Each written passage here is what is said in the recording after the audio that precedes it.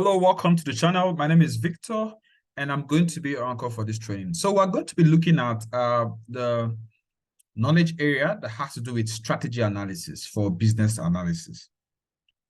So we want to be able to define change, right? Because if we don't define what our change strategy is going to be, then it's going to be very difficult for us to effect change. So developing a change strategy is simpler. It's much better.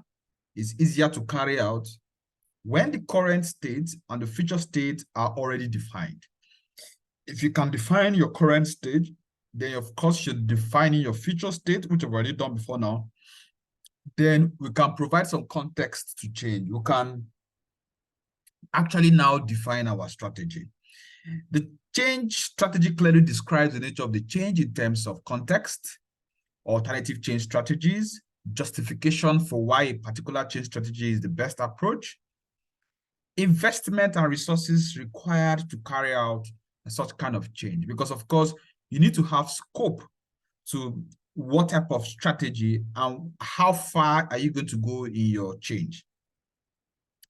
Then of course, you need to define key stakeholders and transition states along the way. So because at times, like I said earlier on, you might need to stagger the change accordingly.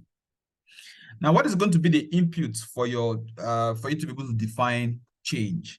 So you need your current state description, which we've looked at before now. You need your future state description. Then you need your risk analysis result. Then your stakeholder engagement approach. And some of the elements are solution scope, gap analysis. Let's talk a little bit about gap analysis. So like I said, it's variance between your current and your future state. And let's look at the notes in solution scope. Solution scope. Now, you need to understand what your capabilities are. You need to have some kind of sort of data. You need to ask yourself what is going to be the process A, B, C, D to deliver that particular value. Then, of course, your resources. What resources are you going to be needing to effect a particular change? For a company that wants to do things like growth, or you want, yes, let's take for instance growth. That means you need to do recruitment, you need to do marketing, you need to get some affiliations. All of those things are going to take some form of resources, from some form of resource or the other. Then, of course, business rules. Most organizations have their standards, have their benchmark, have their rules. Then organization structure and technology. So your scope, what form of technology are you exploring? How deep are you going to go into technology? Are you going to even outsource that technology and trying to render solution to the business or the product or the service? How far are you going to go with respect to technology? And of course, how are you going to do that? Your capabilities have to do with, can you even adopt technology, or are you going to outsource technology? So those are the things that can help you properly define your change strategy. Now, some of the tools you are going to be needing is your business analysis approach, your design option, and of course, solutions recommendations. Okay, let's look at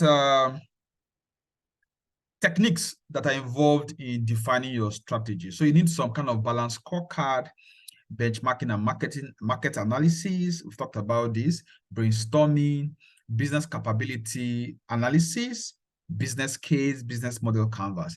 Like I said earlier on, most of these techniques can be used in more than one element.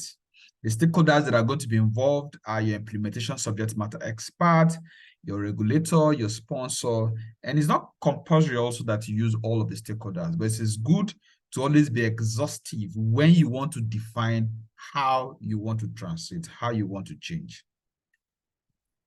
And the output you're going to be having is your change strategy. So the change strategy is the approach that the organization will follow to guide change. And at times, some companies have what they call systems. So their systems tell them, procedures tell them, principles tell them, their guidelines tell them how they can transit, how they can change.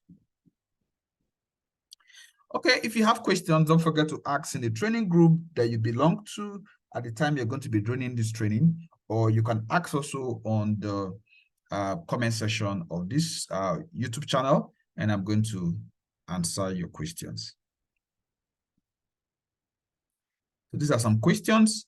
So in the next knowledge area, we're going to be looking at requirement analysis and design definition. Requirement analysis and design definition. Now, whatever requirements we've gotten from elicitation, understanding our requirement life cycle, this is the time for us to now start analyzing them. This is the time for us to now move from just planning to start doing some form of prototyping, some form of design, because this is very crucial. Then, of course, before we can now move to the last section where we're now going to be evaluating our solutions. Okay, thank you very much, and see you in the next series.